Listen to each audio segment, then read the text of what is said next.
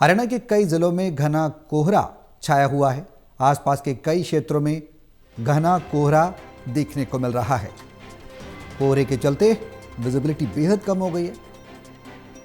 तो अचानक बदले मौसम ने ठंड भी बढ़ा दी है, तो वहीं कोहरे का अटैक, साथ ही प्रदूषण का अटैक यानी ट्रिपल अटैक अब देखने को मिलने लगा है। वाहनों पर ब्रेक लग गए, रिंग रिंग कर वाहन चल रहे हैं। दरअसल बीते दिन हमने देखा था कि जिस तरह से यमुना एक्सप्रेस वे पर भीषण हादसा हुआ था, तो उत्तर प्रदेश के मुख्यमंत्री योगी आदित्यनाथ ने गाइडलाइंस जारी की थी कि सभी वाहन चालक धीमी गति से वाहनों को चलाएं और सजग होकर वाहन चलाएं, क्योंकि आजकल कोहरे में विजिबिलिटी कम होती है, दूर का दिखाई नहीं देता और पास का भी दिखाई नहीं देता, जिसके चलते एक्सीडेंट के जो चांसेस है वो बढ़ जाते हैं। अब ऐसे में हरियाणा भी अब कोहरे के आगोश में समा गया है। घना कोहरा देखने को मिल रहा है। ज़्यादा जानकारी के लिए हमारे सहयोगी पानीपत से टोटल टीवी के एसेट एडिटर देवेंद्र कथुरिया हमारे साथ फोन लाइन पर जुड़ गए हैं। सीधे उनका रुख करेंगे। देवेंद्र, पानीपत और आसपास के क्षेत्रों की बात की जाए, पूरे हरियाणा में तो विजिबिलिटी कम है ही, पानीपत का क्या हाल है, वहाँ की किस तरह की स्थिति है, आप हमें बताएं। देखिए सौरभ, प्रदेश का जीटी रोड बेल्ट जिसमें सोनीपत, पानीपत, करनाल, कुरुक्षेत्र, अंबाला, पंचकुला, यमुनानगर, ये चंडीगढ़ से दिल्ली के बीच का जीटी रोड बेल्ट कहलाते हैं। 7 जिले। रात को ही कोहरा पड़ना शुरू हो गया था। रात करीब 9:30-10 के बाद मैंने खुद देखा कोहरा शुरू हो गया था, लेकिन सुबह उठे तो घना कोहरा था। घना विजिबिलिटी बहुत कम थी, बामुश्किल 10 मीटर दूर भी नजर नहीं आ रहा था। अभी की बात करूं 9 बजे थोड़ा सा कोहरा छटा है, लेकिन आज लगातार 5वां दिन है। शीतलहर का असर है, क्योंकि आसपास हरियाणा के हिमाचल है और उत्तराखंड है और उसके अलावा जम्मू कश्मीर की हवाएं भी इधर ही आती हैं, तो शीतलहर का असर है। 5 दिन हो गए कोहरा। रेल ट्रैफिक पूरी तरह प्रभावित है। दिल्ली से जो गाड़ियां चलती हैं इधर हरियाणा की, पंजाब जाती है, हिमाचल, जम्मू कश्मीर, सभी गाड़ियां कई घंटों लेट है। कुछ गाड़ियों को रद्द भी किया गया है और सड़क परिवहन पर भी असर तो पड़ा है। हेडलाइट्स ऑन करके लोग गाड़ियां चला रहे हैं और ये भी ये लोग समझते हैं बचाव में ही बचाव है। जरूरी काम है तो घर से निकलो, वरना इंतजार करो जब तक मौसम ठीक नहीं होता, कोहरा नहीं छिटता, बाहर नहीं निकलना चाहिए। तो वैसे वर्क फ्रॉम होम चल रहा है कई जिलों में। दिल्ली एनसीआर के बच्चों की भी, छोटे बच्चों की छुट्टियां कर दी गई हैं। मौसम विभाग का ये अनुमान है कि ये पहले तो ये था कि 29-30 तक इस तरह का मौसम रहेगा। अब 1 जनवरी तक, मतलब नए साल तक भी इस पुराने साल का असर रहेगा। आज 5वां दिन है, तो इसका मतलब 8-9 दिन का ये अलर्ट है शीतलहर और कोहरे का। दिन में 12-1 बजे 2 बजे के आसपास हल्की धूप निकलती है, लेकिन शाम जल्दी हो जाती है, क्योंकि सर्दी का मौसम है। 5 बजते फिर अंधेरा होने लगता है, लाइटें जल जाती हैं। तो अभी 3-4 दिन ये असर रहने वाला है। एडवाइजरी ट्रैफिक पुलिस की ये है कि देखिए, जो लोग सुन रहे हैं मैं बता दूं, जो गाड़ी चलाते हैं, एक तो उनको हेडलाइन ऑन रखनी चाहिए अपनी, ताकि दूर सामने से आने वाले को पता लगे कोई गाड़ी आ रही है। दूसरा, ओवरटेकिंग बिल्कुल ना करें कोहरे में और स्पीड से गाड़ी ना चलाएं। ट्रैफिक नियमों का पालन करें और ओवरटेकिंग ना करें। पता नहीं आगे कुछ खराब गाड़ी खड़ी हो, कोई एक्सीडेंट हो तो आपकी शिकार हो सकते हैं। तो 4-5 चीजों का ध्यान रखना चाहिए और गाड़ी की स्पीड ज्यादा नहीं होनी चाहिए और गाड़ी की बीच दूरियां भी पर्याप्त दूरी हो, ताकि आगे वाली गाड़ी ब्रेक लगाए तो आप अपने आप को संभाल सके। तो बचाव में ही बचाव है। अलर्ट रहना ज्यादा जरूरी है। जीवन बहुत अनमोल होता है, तो एक किसी व्यक्ति के साथ हादसा हो जाए, पूरे परिवार पर उसका असर पड़ता है। लिहाजा समझदारी इसी में है कि ट्रैफिक के नियमों का पालन करें और बचाव में ही बचाव है, इस बात को हमेशा ध्यान में रखें। जाहिर सी बात है, बिल्कुल जिस तरह से हमारे सहयोगी देवेंद्र बता रहे हैं कि सावधानी करेंगे तभी आप बच सकते हैं, तो सावधानी में बचाव कहा जा सकता है। देवेंद्र, अब सवाल यह है कि क्या कुछ दिशा निर्देश भी सरकार के द्वारा जारी किए गए हैं, ट्रैफिक मैनेजमेंट के द्वारा जारी किए गए, ट्रैफिक पुलिस के द्वारा जारी किए गए कि लोग सावधानी बरतें, इन बातों का ध्यान रखें, इन बातों को ना करें? डूज एंड डोंट्स की बात करें तो वो क्या है? देखिए, ध्यान रखने की ये बात है, सड़क परिवहन मंत्रालय, नितिन गडकरी मंत्री है, बहुत काबिल माना जाता है, उनकी तरफ से भी डिपार्टमेंट की तरफ से एडवाइजरी आई है कि आप, पहली बात तो यह कि जरूरी हो तो घर से निकले, अन्यथा थोड़ा सा इंतजार करें। गैर जरूरी है तो जो काम बाद में हो सकते हैं उसको बाद में करें, घर में रहें। बच्चों को भी, छोटे बच्चों और वृद्धों को बाहर नहीं निकलना चाहिए। उनको ठंड से ज्यादा, मतलब उनकी तबीयत खतरा ज्यादा होता है जीवन को। छोटे बच्चों को और जो वृद्ध हैं वो बर्दाश्त नहीं कर पाते ठंड को, इसलिए सर्दी में मौतें भी बहुत होती है जो बुजुर्ग लोग हैं। अब उसमें ये है कि हेल्थ डिपार्टमेंट को कहा गया है, क्योंकि ओपीडी बढ़ गई है, अगर मौसम बदल रहा है, सर्दी है तो खांसी, जुकाम, आंखों में जलन, प्रदूषण का भी साथ साथ कुछ बहुत प्रदूषण कम हुआ है, लेकिन बीच बीच में असर प्रदूषण का भी है। सर्दी, कोहरा और प्रदूषण, इन तीनों का थर्ड ट्रायल, ये कहते हैं ना, 3 तरह का अटैक हो गया है। तो बहुत मतलब सावधानी बरतने की जरूरत है। लेकिन ये 1 तारीख तक का मौसम विभाग का अनुमान है कि 1 तारीख तक ये कोहरा और इस तरीके की सर्दी रहने वाली है। 1 तारीख को भी 3 दिन है और नए साल तक मतलब इस मौसम का असर रहेगा। और मेरे को ये ज्यादा समय वाला स्पेल है, मतलब लगातार 5वें दिन से कोहरा लगातार छा रहा है, रात होते ही कोहरा, सुबह भी कोहरा, शीतलहर का भी असर है। 5 दिन तो हो गए, अभी 3 दिन और, मतलब ये ऐसा स्पेल है जिसको हम लंबा मान सकते हैं सर्दी का, जिसे कोहरे का और सर्दी का दोनों का असर है। ऊपर से थोड़ा बहुत प्रदूषण भी है। दिल्ली एनसीआर ज्यादा प्रभावित है इस मौसम से। जी बिल्कुल देवेंद्र, सही बात है। और देखने को भी मिलता है, अक्सर हम अमूमन देखते हैं इस समय में 15 दिसंबर से 15 जनवरी के बीच में, जाहिर सी बात है जो कोहरा है वो उसका दौर शुरू हो जाता है। सर्दी तो पड़ती ही है भीषण, साथ ही प्रदूषण भी कहीं ना कहीं समस्या खड़ी करता है। अब सवाल ये, एक आपने बात कही, स्वास्थ्य विभाग को भी दिशा निर्देश जारी किए गए हैं। स्वास्थ्य विभाग कितना तैयार है ट्रिपल अटैक से निपटने के लिए? क्या अस्पतालों में उस तरह की व्यवस्था है? जीटी रोड बेल्ट के हॉस्पिटल्स की, अगर हम सरकारी अस्पतालों की बात करें तो देखिए सौरभ, सरकारी अस्पतालों की कोशिश तो करती है सरकार कि दवाइयां पूरी हो, डॉक्टर हो, मतलब इमरजेंसी को, एक्सीडेंट केस है इनको तुरंत हैंडल किया जाए। इमरजेंसी केस में भी डॉक्टर की कुछ आम दिनों के मुकाबले ड्यूटी ज्यादा है। मान लो कोई एक्सीडेंटल केस आते हैं तो उनको फौरी तौर पर अटेंड किया जाए, उनको संभाला जाए। अगर ज्यादा इंजरी है तो उनको फिर आगे रेफर किया जाता है पीजीआई।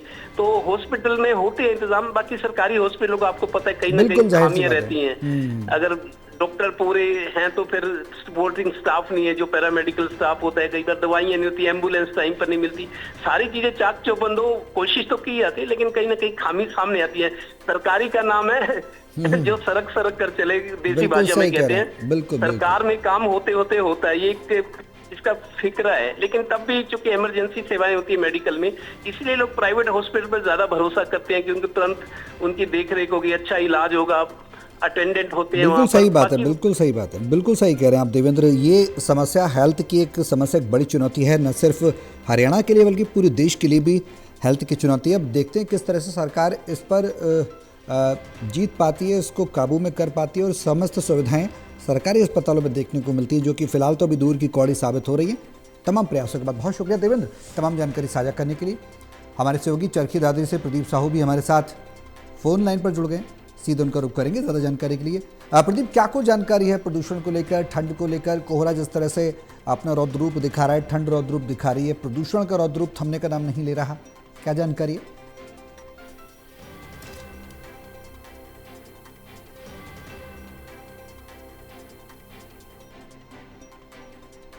तो कोहरे के चलते विजिबिलिटी बेहद कम है। हमारे सहयोगी हमारे साथ जुड़ेंगे, अब से कुछ देर में हम लगातार उनसे संपर्क करेंगे और पल पल की अपडेट आप तक पहुंचाते रहेंगे। टोटल टीवी आप तक पहुंचा रहा है हर खबर, आपके शहर का हर हाल, और प्रदूषण में किस तरह से लोग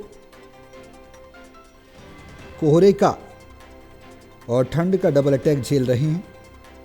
ये यूं कहें ट्रिपल अटैक से दो चार हो रहे हैं। आपकी सावधानी ही आपको इस भीषण कोहरे में दुर्घटनाग्रस्त होने से बचा सकती है।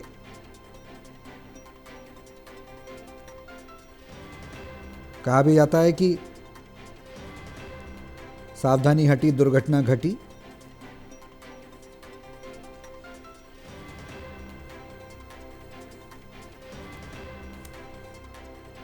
तो अचानक बदलते मौसम ने ठंड को बढ़ा दिया है। सड़कें आप देख सकते हैं हरियाणा में किस तरह से कोहरे से भरी हुई हैं।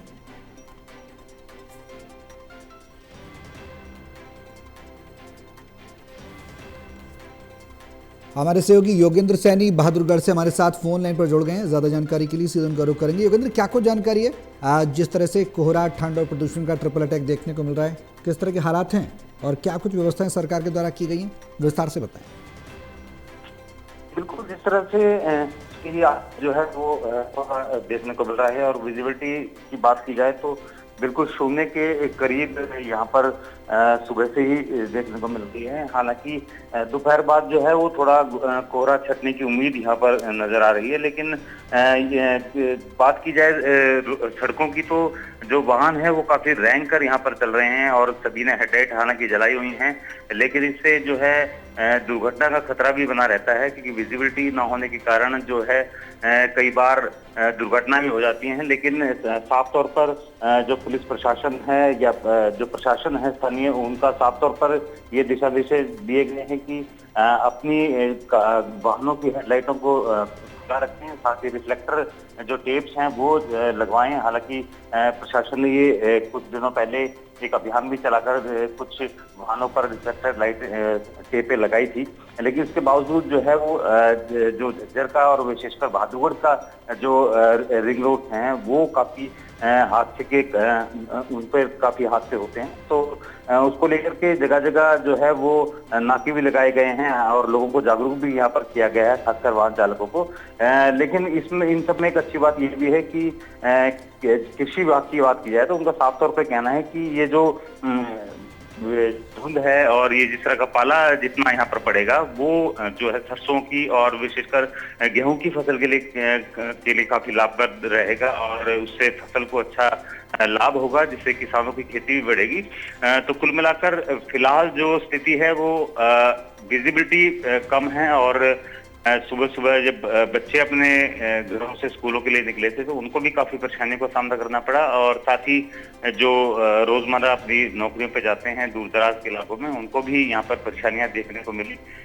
फिलहाल देखने वाली बात यह है कि दोपहर तक शायद जो कोहरा है वो छट जाएगा, लेकिन आगामी कुछ दिन हैं, 2 से 3 जनवरी तक जो है वो मौसम विभाग ने भी कहा है कि विजिबिलिटी कम रहेगी, धुंध काफी रहेगी, तो लोगों को यहाँ पर संभल कर चलने की जरूर आवश्यकता है। चलिए, बहुत शुक्रिया योगेंद्र तमाम जानकारी साझा करने के लिए।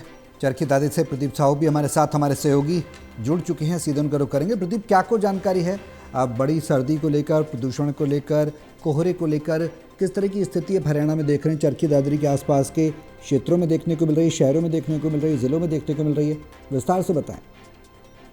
देखिए सरो, अगर चरखी दादरी की बात की जाए तो चरखी दादरी सहित 7 जिले हैं वो मौसम विभाग द्वारा येलो अलर्ट जारी किया गया है और आज अचानक मौसम में बदलाव हुआ है। 4-5 दिन के बाद में अचानक यह घना कोहरा छाया हुआ है। सुबह से ही यहाँ पर जो विजिबिलिटी है वो 10 से 20 मीटर के बीच में है और हालांकि जो कोहरा छाया है इसके कारण जो अभी रबी फसलें हैं, खास करके गेहूं और सरसों, उसमें फायदा मिलने की उम्मीद है। कृषि विभाग के अधिकारी भी ये कहते हैं कि अगर कोहरा ज्यादा गिरता है तो उससे फसलों को फायदा भी मिलेगा और उसकी जो पानी की जो कमी है वो भी पूर्ति भी पूरी होगी। हालांकि यहाँ पर जो मौसम विभाग द्वारा येलो अलर्ट जारी किया गया है, विजिबिलिटी कम है, वाहन है जो रेंग रेंग कर चल रहे हैं और फिलहाल पूरा एरिया की बात की जाए तो घना कोहरा फिलहाल भी छाया हुआ है।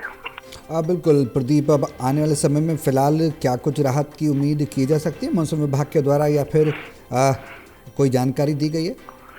देखिए, फिलहाल मौसम विभाग का ये कहना है कि नए साल पर यहाँ पर बारिश होने की संभावना है। अगर बारिश होती है तो खासकर जो रबी फसलें हैं जिसमें गेहूं, सरसों, चना है और दूसरी फसलें, उनको काफ़ी फायदा मिलेगा और ठंड भी पड़ेगी।